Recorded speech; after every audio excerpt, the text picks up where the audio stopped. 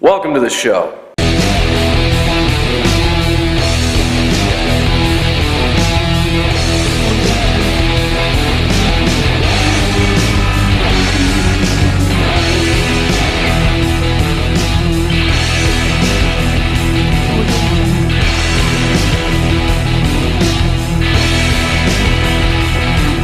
Hey guys, Jesse with TooManyFords here in another episode of the Death and Resurrection Show.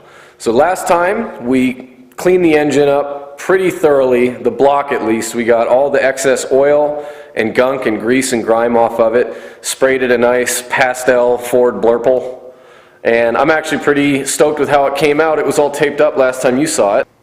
And now there it is. Look at that. I love that color. It might not come through on the camera so well, but it's not super glossy. It's like halfway between gloss and flat, and I love the way it looks. And as you can see, shop still destroyed, short block looking pretty damn good.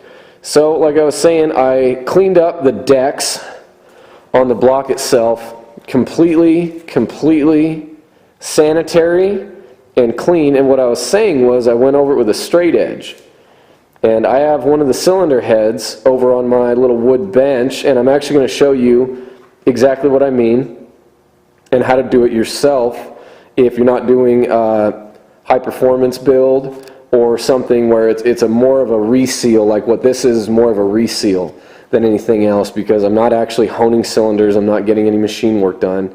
It's not really rebuilding it. We just went through all the components and made sure that it was okay to put back together and run again.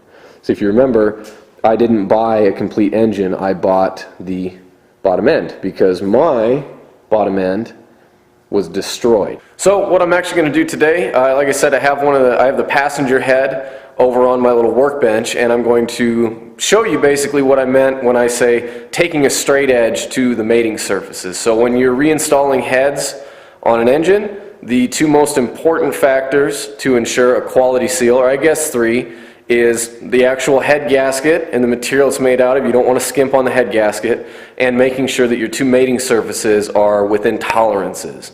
So in this case, we're talking about the actual cylinder head itself, where it mates to the deck of the block. And you're going to want to make sure that they're within your factory specs, and the specifications determined by what type of head gasket you're using.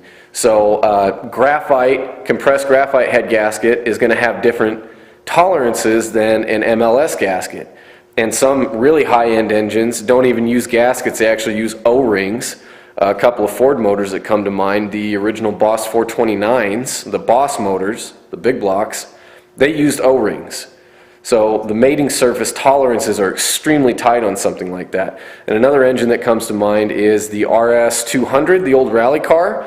They only have like 100 or 105 hour lifespan on the original specs because they don't use a head gasket. The machining tolerances are so tight, they're able to bolt the head directly to the block with a few O-rings, and that is a tight enough seal that it keeps combustion pressure in check. So that's pretty wild. On this particular engine, I'm using the factory style Molly O-rings, and more specifically the Molly or Mall or I don't know, M-A-H-L-E, however you pronounce that. They're who supplied International and Ford with the head gaskets and O-rings and gaskets and everything from the factory. That's what I bought, and that's what we're going to use.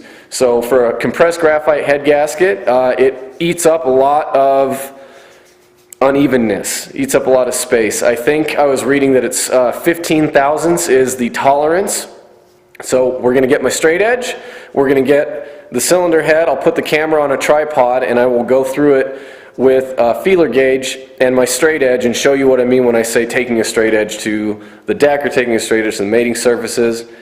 It's low tech, but it works. It's exactly what they do at a machine shop. It's just using less fancy tools. I'm sure there are some machine shops that still do it, because if you have a good straight edge and a good feeler gauge, I mean, you're checking tolerances. So let's get to it. So this is what I was talking about. Feeler gauge, straight edge. Carpenters, fabricators, a lot of people use these. This one is old. I have had it trued at a machine shop. Got it at a yard sale like, I want to say 9 or 10 years ago. But it has been trued, and I do store it in a nice place, so it doesn't have the grinding marks from the machine shop anymore, but I can assure you this is very, very close to perfectly straight, if not still perfectly straight. And what we also have, my feeler gauge doesn't go super low, but we're dealing with 8/1000ths. And just like anything else you're going to use a feeler gauge for, we're going to simulate our deck, and pretty much every single mating surface on this, we're going to take the feeler gauge and try and fit it in here. So it doesn't fit anywhere. I wish that I had one that was a little bit tighter tolerance. I'm willing to bet we're probably at 1 or 2 thousandths on this. So I'll see if I tip it up, it'll go in. You put it flat and it'll try, but it won't go in. See, and I'm actually lifting it. So I've already gone through every single square inch on this and checked it out. This stuff, obviously, this doesn't need to be where you can see what would be a combustion chamber on a diesel engine. It's flat, or most of them. The 7.3s are like this. A lot of Navistar engines are like this, actually. Direct injection, so you get a little bit of carbon buildup. But after you clean everything off the old gasket, it doesn't need to be the same color everywhere, but you want to make sure that you don't have any bumps. Like I said, I already went through and checked this with the feeler gauge, and we are, at the very least, going off of 8/1000ths, we're there. And I honestly think that it's closer to 1 or 2 thousandths. It's probably pretty damn close to perfectly flat still. Cast iron it doesn't dissipate heat as well as aluminum, even close, but it tends to stand up to warping quite a bit better. Like, you really, really need to cook one of these things to warp cylinder heads. So I don't think that the engine these heads came off of overheated necessarily. I think that somebody sprayed ether into it and then ran the piss out of it, and that's what killed our piston. So like I was saying, this is relatively backwoods by most people's standards, but I've done this with a pretty decent amount of engines with very good results. Just goes to show you don't need to spend a ton of money to do a really quality job and cover all the basics, because really that's what a machine shop is going to look for, and they're going to determine what tolerances you have and whether or not things need to be resurfaced. Because I have sent cylinder heads to machine shops and just had them sent right back cleaned and be like, hey, everything's good, your deck's within tolerance, your cylinder head's within tolerance, go ahead and throw some gaskets at it and put it back together, kid. Well, actually, more likely they're like, oh, if you give us another $1,500, we'll build it for you. The other thing I've been spending my time with is not super deep cleaning everything. Like, there's still a little bit of gunk and junk on there, but just getting it clean enough for reassembly, and so that if we do have any leaks, any O-rings, anything fails. This one's got that's a new gasket in there. This is something too, if you buy a lot of Chinese shit, you're not going to see these. This actually is not part of the engine. This is an installation sleeve. I don't want to pull it out. But what you do is, like, this is the oil pump, but it also serves as a front main seal. So we install it, and then as we install it, we'll pull this sleeve out, and that prevents the gasket from flipping the wrong direction and not sealing. So our rear main has this as well. This comes on a lot of OE parts, not so much the China stuff. Cleaned up our timing cover decently well enough. The important thing on these, what I focused on, is all of your mating surfaces and your O-ring channels here, because that's what, at the end of the day, is important. If it looks a little bit dirty, whatever. If it seals oil, and it seals coolant, then you're golden. Better look at oil pump. They were kind enough to mark it for us. You can see that, it says damper. Thanks, International. You're my best friend. And just kind of cleaned everything up so that while we're running it and making sure it's okay, we're not spewing oil everywhere.